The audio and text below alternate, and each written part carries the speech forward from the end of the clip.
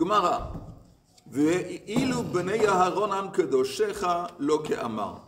Et maintenant, la Gemara dit, mais c'est intéressant. Si on regarde la Mishnah, la confession, le vidouille du Kohen Gadol, il dit, il parle de Amcha Israël, Amcha Beit Israël, il demande qu'à Kadosh pouvait pardonner les transgressions de ton peuple Israël. Et la Gemara dit, Man Tana, qui est l'auteur de cette Mishnah? Amar Rabbi Yirmiyah, de loke Rabbi Yehuda. Apparemment, c'est pas comme Rabbi Yehuda. Pourquoi?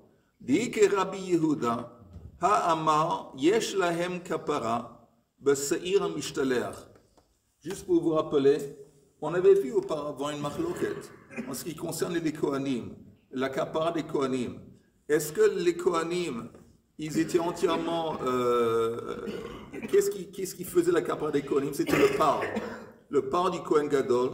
Et ça, c'était suffisant pour régler toutes les transgressions des Kohanim.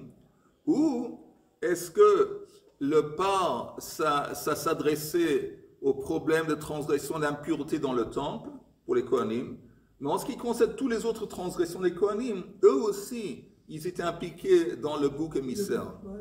Et c'est Rabbi Yehuda qui dit que c'était en ce qui concerne toutes les autres transgressions, les Kohanim aussi, ils étaient concernés par, ils étaient impliqués par le Seir Mishtaler. Alors, on dit que cette Mishnah, c'est pas comme ça, c'est pas comme Rabbi Yehuda. Et la preuve, la Mishnah, le vidouille, le Kohen Gadol, il dit, expie les transgressions de Am Israël, il ne parle pas des Kohanim. Donc apparemment, il est contre Rabbi Yehuda, c'est ce qu'on propose. D'après ce qu'a marqué les Kohanim avec le pape, ils font la Tara eux-mêmes, sans parler du Ram. Nachon. Ça c'est pour le reste du peuple. Ça c'est une opinion. Ça veut dire qu'à un moment donné, on peut penser que le Kohanim, puisqu'ils ont fait... Nachon, ils sont à part.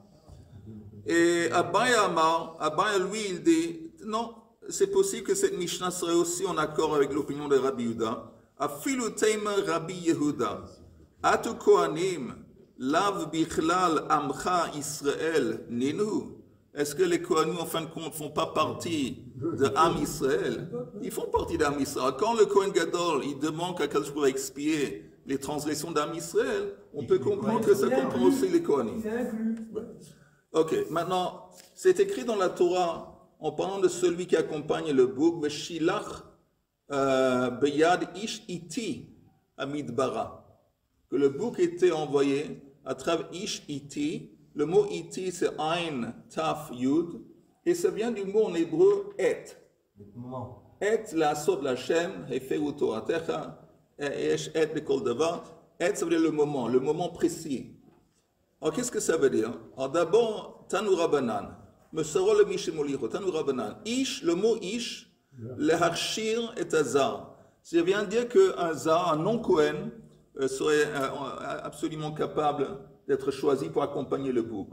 Et la preuve, c'est écrit Ish. Ish, c'est n'importe qui. Une chose, excuse-moi de revenir en arrière. On a parlé dans la Mishnah, ça dit qu'une fois, il y a un homme qui a fait les sacrifices et ça a été accepté. Non, il y avait une fois, en dépit du fait que les Kohanim avaient décidé que celui qui accompagne le bouc émissaire, c'est un Kohen. Il y avait une fois la preuve, il y avait une fois un type, Arsela, qui vient de Tzipor et qui était en Israël, qui l'avait fait.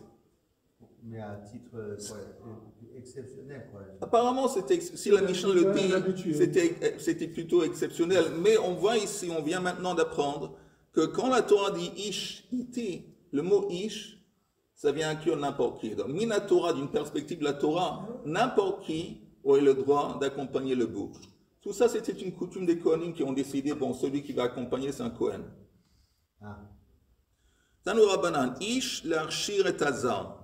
Iti, le mot iti, on tourne la page. Sheye Mezuman. Mezuman, ça veut dire que ce monsieur, il doit être nommé, déjà nommé la veille de Yom Kippour. On ne va pas le choisir à Yom Kippour. Il doit être choisi, mis de côté déjà la veille de Yom Kippour, Mezuman. Iti va afilu b'Shabbat. Iti va afilu b'Tuma. Le mot iti, ça veut dire dans son temps. Ça veut dire que renvoyer, accompagner le bouc doit se passer au temps précis. C'est quand le temps précis de Yom Kippour, même si c'est Shabbat, même si Yom Kippour ça tombe un Shabbat, et même s'il y a un problème de Touma. Ça nous rappelle un petit peu, dans la Torah, c'est écrit le 8e jour. Il faut faire Brit Mila. Et quand c'est écrit le 8e jour, ça veut dire même si le 8e jour, ça tombe Shabbat. Ici aussi, Iti, ça veut dire que toute cette cérémonie de prendre le bouc, même si c'est le Shabbat, et même si. Alors la Gemara demande, elle dit, Ish leharshir et azar. Pshita, ben c'est évident. Pourquoi on penserait que accompagner le bouc ne pourrait pas être fait par un Israël? Mahu de tema kaparaktiva, ben, comme Ashmalan. Comme quand on parle du bouc émissaire, on retrouve le terme kapara. Normalement, c'est un terme qu'on associe aux offrandes. Et normalement, si c'est une offrande, c'est les Kohanim. Donc on y pense, c'est comme c'est écrit kapara dans le contexte du bouc émissaire. C'est un truc pour les Kohanim, comme Mashmalan, dans la Torah dit non. Accompagné, ça peut être le bouc, ça peut être fait par n'importe qui, comme Mashmalan. Iti va filu be Shabbat. Quand on dit iti, même si c'est le Shabbat, le mai hilcheta, qu'est-ce que ça vient nous enseigner? Amar Rav Sheishet lomar, she'im haya chole, markivo aktefo. Ça veut dire que si le bouc, il était malade, le bouc émissaire était malade, il aurait le droit à l'autre de le porter sur ses épaules. C'est un peu lourd, mais le porter sur ses épaules. Maintenant, il n'est pas gros quand même. Il a moins d'1 an, quoi. Oui, il est dans sa première année. Mais néanmoins, alors, on avait dit que alors, même si c'est le Shabbat, nous on sait que le Shabbat, on n'a pas le droit de porter quoi que ce soit plus que 4 amot dans le domaine public, dans le Reshut Rabim. Si on sait qu'on n'a pas le droit de porter quelque chose de Reshut Yachid, de Reshut Rabim. Et quand la Torah dit iti, ça veut dire que tu as le droit d'accompagner le bouc, même si ça va impliquer une transgression du Shabbat, et par exemple, porter ce bouc dans le cas où il était malade. Le manche imaya chole markivu al tefo, que man. Pardon? Il peut être azazel même s'il est malade. Apparemment. Il a été choisi et après il se sent mauvais, il a été saisi par l'émotion du jour et il s'est senti mauvais. Que man,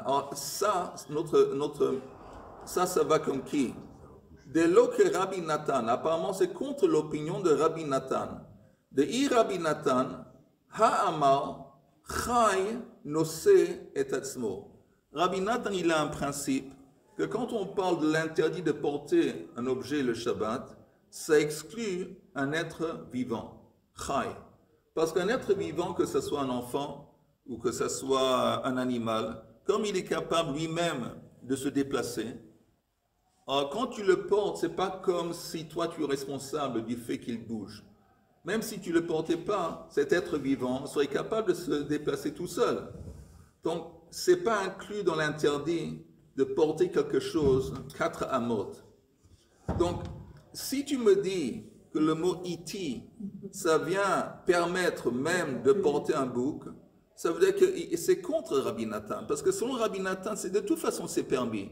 L'interdit de porter, ça exclut porter un animal ou un enfant. Or, si on a besoin d'inclure et de dire néanmoins, en dépit du fait que c'est interdit, c'est permis ici dans Yom Kippour, ça veut dire que c'est pas comme Rabbi Nathan, c'est clair?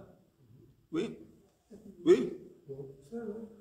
Et la Gemara dit Afilu Tema Rabbi Nathan. Tu peux dire en fin de compte que c'est même selon l'opinion de Rabbi Nathan. Pourquoi? Chole o chala shaine.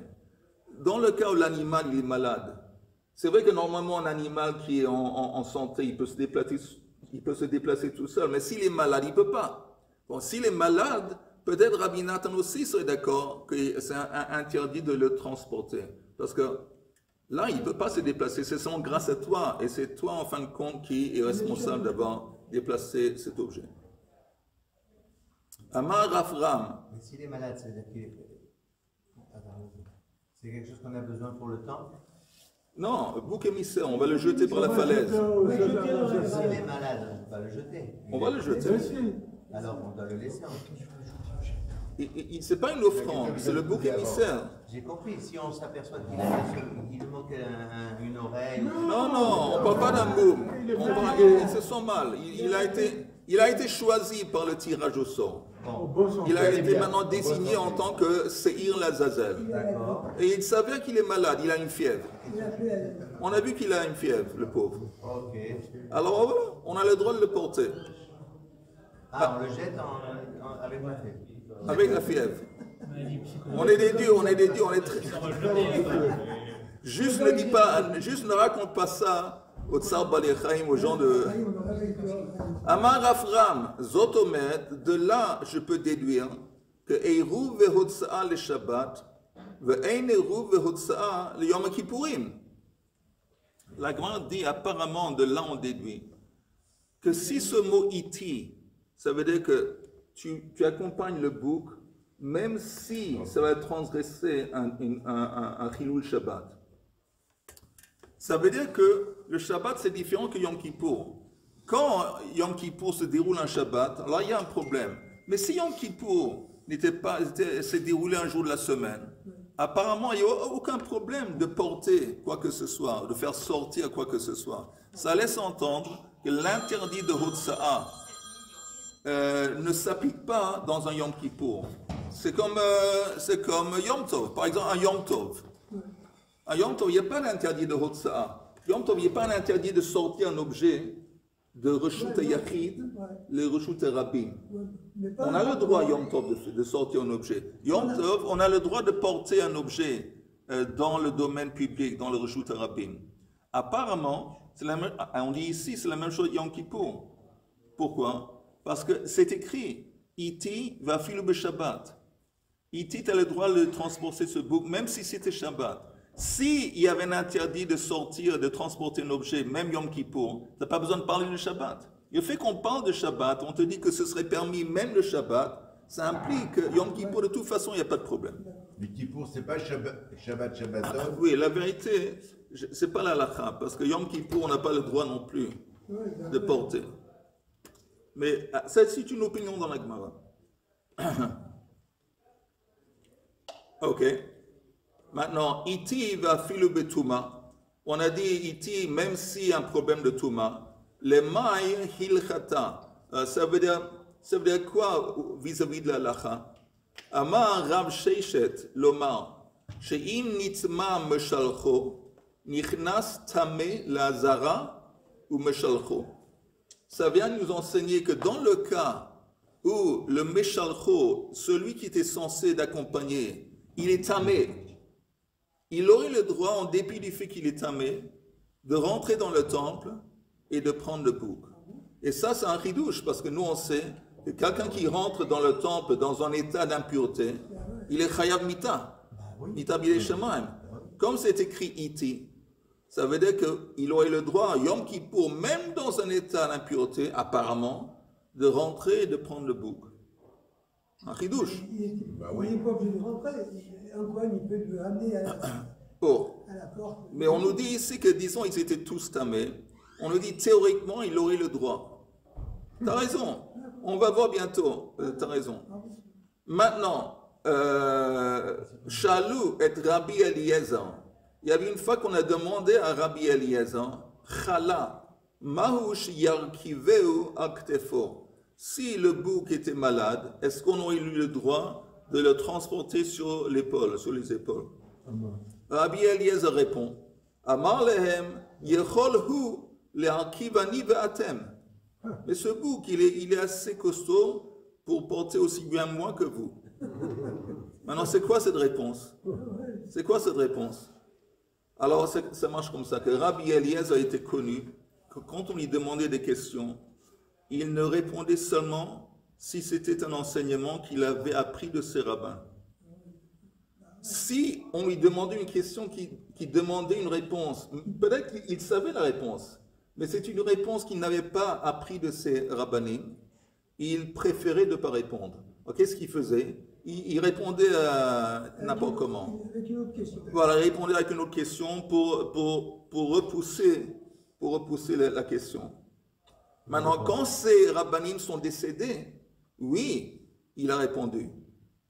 Mais tant qu'ils étaient vivants, il adoptait comme ça une coutume, il ne répondait seulement si c'était des enseignements qu'il avait reçus de ses rabbinim. Non, mais c'est pas En grande anava.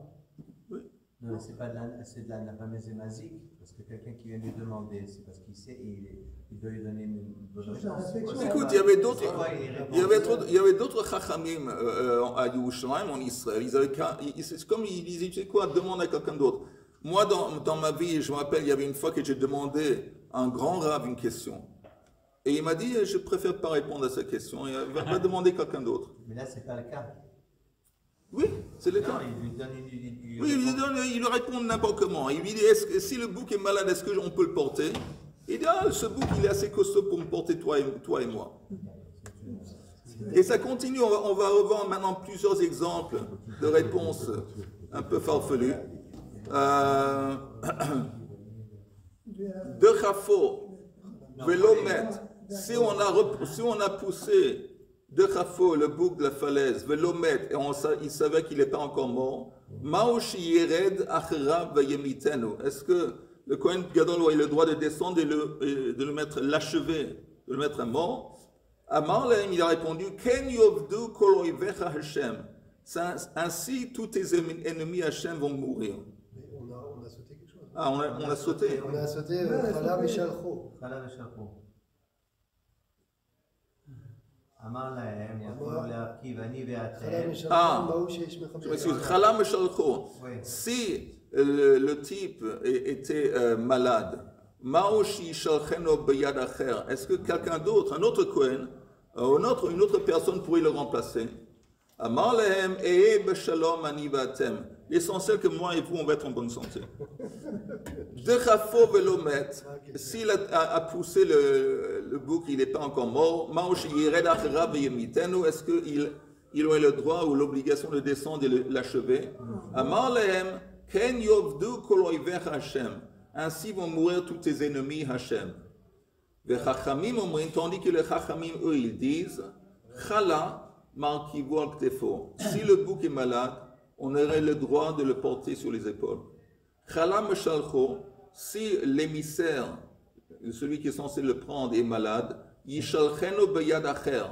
On va prendre quelqu'un d'autre pour le remplacer, qui n'est pas malade. C'est pas obligatoirement un Kohen, l'émissaire. Non, on en a parlé, Chaim. De Chafo Velomet, Yered Achrav Vayemitenu. Si on l'a poussé, il savait qu'il n'est pas encore mort, oui, il est censé le descendre et l'achever. Et comment il l'achève? Je ne sais pas. Sha'alou et Rabbi Eliezer, Ploni, Ma'u le'olam haba. On a demandé à Rabbi Eliezer, ce type, Ploni, est-ce qu'il est méritant du monde à venir, d'arriver, accéder le monde à venir? Amarle, lo sha'altuni, el al Ploni. Ah, vous m'avez seulement demandé sur l'autre.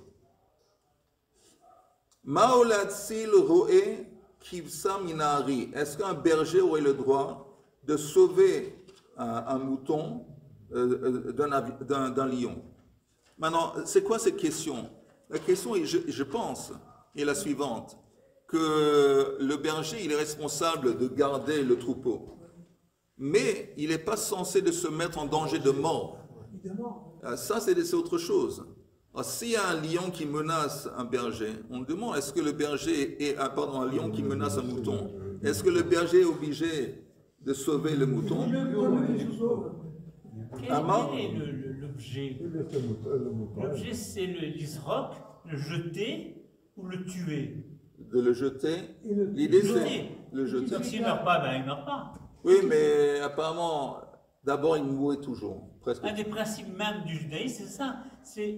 C'est la pensée, c'est l'intention. Ensuite, l'idée, je vais te dire, l'idée, c'est que comme ce bouc, il porte sur lui toutes les transgressions du peuple, Si on veut éliminer on veut fermer le dossier. Oui. On veut fermer le dossier. Comment on ferme le dossier? En le tuant, qu'on le jette par la falaise. Donc c'est souhaitable qu'il meure. Parce que s'il est toujours vivant en quelque sorte, alors il porte toujours les transgressions sont toujours là. Tout ça c'est un peu symbolique, disons. Amarlem, Maolatsil roe kivsa minari, Amarlem lo shaltuni el al kivsa. Maolatsil roe minari, est-ce qu'on aurait le droit de sauver le berger qui est menacé par un lion. Amalem lo shaltuni ela ala roé. Vous m'avez seulement demandé sur le berger. Mais c'est quoi cette manière de répondre? Mais je te dis encore une fois, c'est dans le même esprit qu'on avait dit avant. Il répond pas, il repousse, il dit un truc un peu farfelu, il repousse la question. La même structure de la réponse. La même structure. La même structure de... Oui, la même idée. La même idée de la réponse. non-réponse. Oui. Il prend à l'envers. Mamzer, mahu liresh. Est-ce qu'un mamzer aurait le droit d'hériter? Est-ce qu'il a...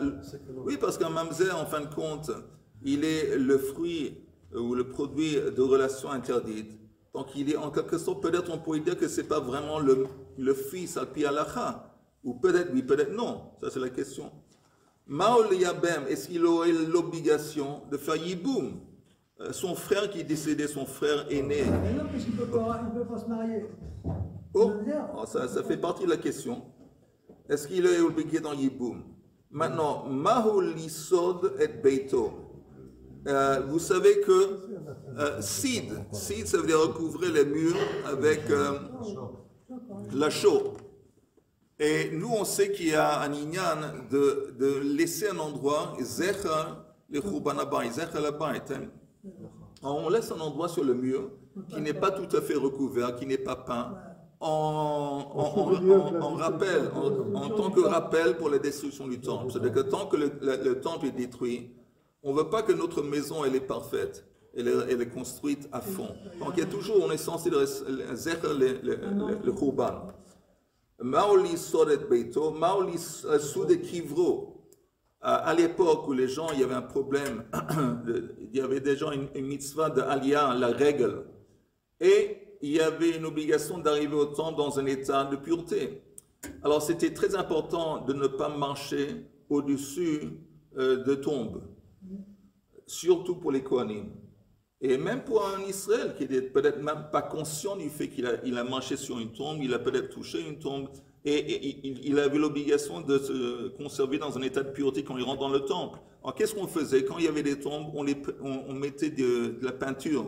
En tant que signe, les gens ils voyaient cette peinture, ils voyaient, bon, oh, là il y a une tombe, je ne vais pas m'approcher. En fin de compte, la Gemara nous dit, l'homme pnei shehifligan bedvarim.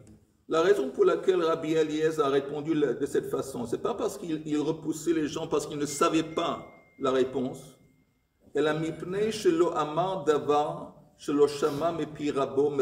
Plutôt parce qu'il avait une coutume de ne jamais répondre à une question dont la réponse, il n'avait pas appris cette réponse auparavant de ses maîtres. Même si ses maîtres n'étaient plus là? Oh non, alors justement, j'ai dit avant, le moment que ses maîtres sont décédés, il a commencé à répondre. Tant qu'ils étaient vivants. Sha'ala isha chachama et Rabbi Eliezer. Il y avait une fois une femme chachama, intelligente, qui a demandé à Rabbi Eliezer, mais achar shema'aseh ha'egel shabin, comme les actes d'idolâtrie qui concernaient le Hegel, le veau d'or, tous ces actes, en fin de compte, ils étaient pareils. Ce n'est pas important quel genre d'acte d'adoration ils faisaient, ça revient au même, c'est l'idolâtrie. Comme de toute façon, tous ces actes possibles, différents d'idolâtrie vis-à-vis de Hegel, c'est la même chose. Mipneima ein mitatan shaveh. Pourquoi les mises à mort sont différents? Alors ça veut dire quoi? Regardez le Rashi un peu plus en bas. Mipneima ein mitatan shaveh. Pourquoi les mises à mort qui concernaient le veau d'or, ils sont différents? Rashi nous explique. Shahayu bo shalosh mitot. Il y avait 3 mises à mort. Mitat saif, c'est écrit Simu ish charbo. Moshe Rabbeinu, il dit, quand il voit le veau d'or, tout ça, il dit que chacun prend son épée. Prendre son épée, ça veut dire qu'ils ont tué des gens. Les Lévi'im, ils ont tué des gens avec un épée. Mitat Magefa. À part ça, il y avait une mise à mort à travers une épidémie. Une épidémie, il y a un autre mot. Un fléau. Parce que c'est écrit dans la Torah, V'yigof Hashem et Ha'am. À part ça, il y a eu une troisième mise à mort, Mitat Hydroken, que le ventre se gonfler, comme ce qui se passait avec une femme sota. Et pourquoi? Parce que la femme sota, c'est un acte d'infidélité. Et Am Israël, on était considérés à Har Sinai comme si on est devenu Aroussa. On était devenu c'est un moment de fiançailles. C'était des fiançailles. Et donc, une fiancée qui est infidèle, c'est comme sota. Donc, il y avait aussi cet élément que Moshe Rabbeinu a fait boire à des gens pour l'ivdok otam. Et il y a une troisième mise à mort, donc le ventre qui se gonflait. Mitat hidroken, dertiv vayazer al pnei hamayim, v'amrin b'masechet avodah zara, c'est écrit dans Masechet avodah zara, lo nitkaven Moshe ela levodkan kesotot, b'litzbot baten. Moshe Rabbeinu a eu l'intention de les mettre tous à l'épreuve de l'eau, de mei khatat, de la sota. Donc, cette femme Chachama, elle demande une bonne question. Elle dit, en fin de compte, les gens à l'époque, dans le désert, qui ont Avdou et à Egel, c'est toute la voda qu'ils ont pu faire, ça revient au même. Ils ont fait de l'idolâtrie. L'idolâtrie, c'est censé de recevoir la même mise à mort. Pourquoi on voit qu'il y avait 3 mises à mort différentes? On reprend la Gemara. La Gemara dit, Amarla, alors donc il y a Rabbi Eliezer répond, Amarla, Ein chochma le isha, ela bepeler. Il a dit que la seule sagesse qui peut exister avec une femme, c'est dans Peler, c'est le truc, le bâton qu'il utilise pour tisser. C'est, comment on appelle ça? L'aiguille. La chochma d'une femme, c'est dans l'aiguille. Vechen Omer, il cite le verset dans la Torah. Vechol isha chochmat lev beyadea tavu. C'est écrit dans la Torah que quand on parle de la préparation du Mishkan, kol isha chochmat lev, chaque femme qui avait de la chochma, beyadea tavu, ils se sont occupés de tisser ou de coudre. Donc on voit que la chochma d'une femme s'exprimait dans les actes de coudre ou de tisser. Donc il est en train de... C'est quoi ça?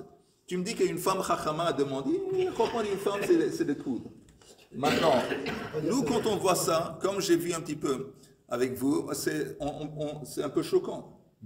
Mais il faut savoir que les femmes ont changé. Hélas, les hommes aussi. Mais les femmes ont changé pour le bien. Nous, on a changé pour le mal. Eux, ils ont changé pour le bien. Parce qu'avant, les femmes, ils étaient vraiment ignorants. Ignorants dans le sens intellectuel. C'était pas des personnes intellectuelles. Mais ils avaient une énorme foi. Ils avaient beaucoup plus de foi que les hommes. Et bien sûr, ils avaient Pina. Mais encore une fois, là, ils n'étaient pas des intellectuels, les femmes. Aujourd'hui, on voit que c'est fini. Les femmes sont devenues... d'Algérie, elles ne connaissaient pas, mais elles savaient tout faire, le cachère. Exactement, tout ce qui concernait les halachot de la maison et tout ça, ils savaient. Elle a gardé la foi. Alors la femme, je ne dis pas à Chas Shalom qu'ils n'ont pas gardé la foi, mais je dis aujourd'hui on voit qu'il y a des femmes qui sont scientistes, qui sont des patrons de boîtes, qui sont, qui sont hélas beaucoup de fois plus intelligents que nous. Mais donc on voit que ça a évolué. Donc ce qu'il a dit, ça ne veut pas dire que c'est faux. C'était peut-être vrai vis-à-vis à l'époque. Aujourd'hui, ça a changé. De toute façon, comment il va répondre? Il n'a pas répondu tout ce qu'il a dit, c'est ça. Il a insulté en fin de compte. Itmar, Rav Levi, Chadama. Maintenant, il y a 2 tentatives de réponse à cette question. Rav Levi a dit Ziber vekiter besaif. Si des gens, ils ont fait des actes d'adoration, de service, par exemple, Ziber, c'est offrir une offrande.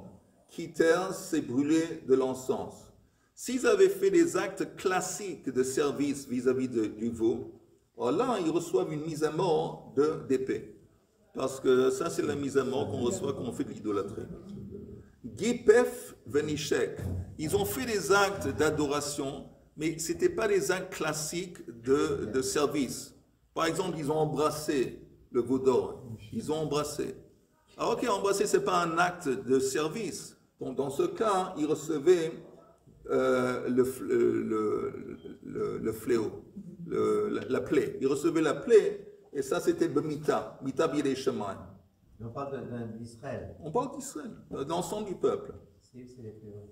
Et si, même ça, il l'a pas fait. Il s'est contenté d'une joie. Il avait la joie au cœur en face du veau d'or. Samar bilvavo behidroken. Alors là, il était mis à l'épreuve de l'eau. Et s'il était fautif, même au niveau de la joie qu'il a éprouvé, alors il était mort à travers l'eau. Donc ça, c'est une réponse. Une autre réponse, vechadama eidim vehatra'a besaif. S'il y avait des témoins et un avertissement, parce que nous on sait pour mettre quelqu'un à mort, il faut d'abord des témoins, et deuxièmement, il faut lui donner un avertissement. Alors s'ils avaient, et on parle de quelqu'un qui a reçu les deux, besaif, il recevait la mise à mort du Beit Din de Saif, l'épée. Eidim belo hatra'a, s'il y avait des témoins mais sans avertissement, Bemita, c'était Mita Bidei Shamayim avec la plaie. Lo eidim velo hatra, s'il n'y avait ni des témoins et ni des avertissements, behidroken, il était subi à l'eau, et c'était ça qui le mettait à l'épreuve. Donc on voit qu'il y a deux réponses à cette question qui est bonne. Pourquoi il y avait des mises à mort différentes dans les actes d'idolâtrie? C'est quoi hydroken? Hydroken, c'est boire l'eau, meisota, après le ventre qui se gonflait. Amar Rabbi Yehuda. Mais la dernière, logiquement, ça doit être la plus légère. Elle est plus forte que Bidei Shamayim. Pourquoi tu dis ça? Parce que c'est la personne dans ce monde-ci, on la voit déjà souffrir, gonfler, puis mourir. Alors que Bidei Shamayim. Et celui qui reçoit la plaie, on ne va pas le voir en train de souffrir, de mourir. Non, Bidei Shamayim, on dit c'est le Magefa. Il y avait trois choses. Il y avait l'épée, la Magefa et le Meisota. Du mort de maladie. Ça aussi, Amar Rabbi Yehuda, Shivto shel Levi lo avad avodah zara.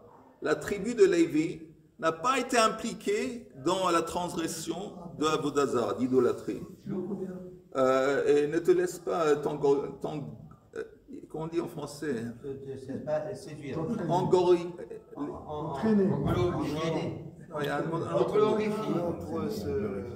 Pour la satisfaction. Enorgueillir. Enorgueillir, fais gaffe.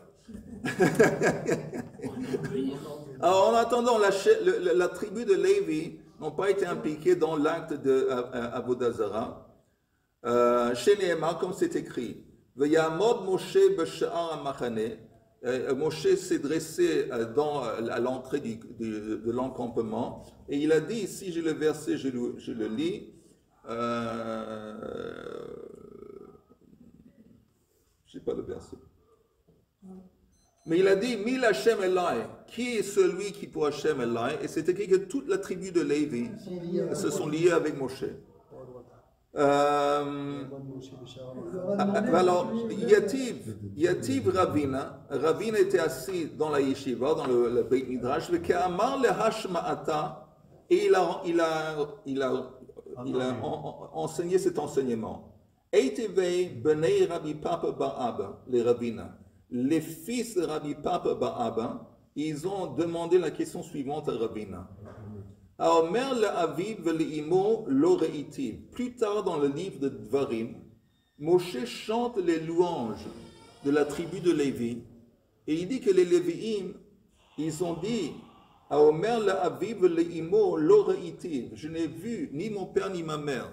Ça veut dire quoi? Apparemment ils ont mis à mort leur père et leur mère. Alors s'ils ont mis à mort leur père et leur mère, ça veut dire qu'il y avait des Lévim qui ont se foutu. Non, c'était des Lévim mariés. Attends, calme-toi. Non, mais je connais mon histoire. Alors, l'aurait été. Après, la Gemara répond, Avi Imo Misraël. C'est quoi de son père? C'est le père de sa mère qui vient d'Israël. Sa mère, c'est peut-être ça, pour être un Lévi, ça va selon le père. Mais le Lévi, il peut épouser une femme qui est Israël. Donc c'est le père de la mère. Quand c'est écrit Eichav, il a tué ses frères, c'est Eichav mais Imo Israël. Encore une fois, c'est des frères qu'il a eu. C'est possible que son père a marié une deuxième femme ou quelque chose, et elle a apporté des enfants du côté de sa mère. Banav, ses enfants. Benei Bitom Israël, c'est les enfants de sa fille d'Israël.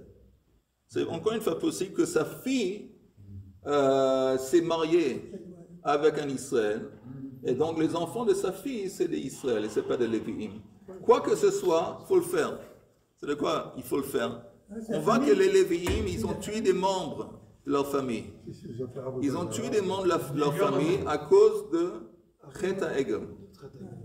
Il faut le faire. Mais ça, je vais vous dire un truc maintenant intéressant. Selon la Kabbale, la différence entre un Kohen et un Lévi. Selon la Kabbale, les Kohanim, ils sont liés à l'attribut du Chesed. Et selon la Kabbale, les Lévi'im sont liés à l'attribut de Din. Din. On voit le Din à plusieurs reprises, mais on le voit surtout avec Shrem. Shrem. C'est Shimon ben Lévi. Ils ont massacré la ville entière. Et on voit qu'ils sont dignes. Et ici aussi, que pendant le Hegel, mais ça c'était un digne dans le Hegel tout à fait, disons, positif, qu'ils n'ont même pas pris en compte des membres de la famille, tout ça, les Manachem. Donc, en attendant, la morale de cette histoire, il faut faire gaffe de notre collègue Shlomo. Il faut faire gaffe de Shlomo, pas l'embêter, pas trop l'embêter. Arabe, mais après Shimon, il s'est marié avec Dina. Après Shimon, oui, c'est vrai. Mais ça, c'est pas Lévi. Ça, c'est Shimon ce que tu me racontes.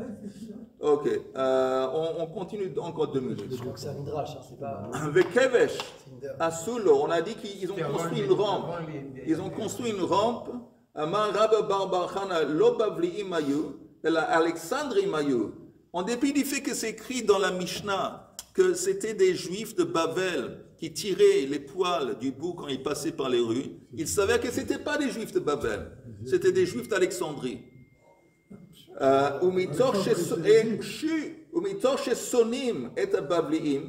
Mais comme apparemment les Juifs ne supportaient pas les Juifs de Babel, quelque chose de mauvais qui se faisait, ils disaient, oh, ça c'est des Juifs de Babel. C'est faux, c'était des Juifs d'Alexandrie. Et comme ils n'aimaient pas apparemment une raison, alors ils disaient, oh, ça c'est des Juifs de Babel. Aujourd'hui, on leur dit c'est des Kurdim. ou des Américains, Tanya, ou des Russes.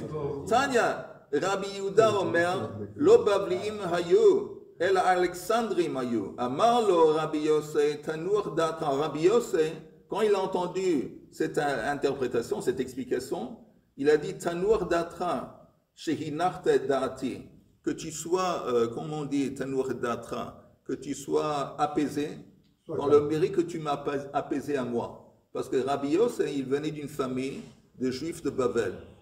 Alors, quand il a entendu que ce n'était pas des Juifs de Babel, il a dit à celui qui a expliqué comme ça, que tu sois dans un état de repos parce que tu m'as apaisé. On avait dit, Tol Vetse, il tirait les poils, il disait, prends et va-t'en. Tana mashahei sefira dain, vechovei dara sagi'in. Ça veut dire mashahei sefira. Sefira, c'est araméen pour le bouc. Pourquoi ce bouc, il va s'attarder, shahi, ce bouc-ci, vechovei dara sagi'in. Pendant que les transgressions de la génération sont nombreuses, Sagi'in.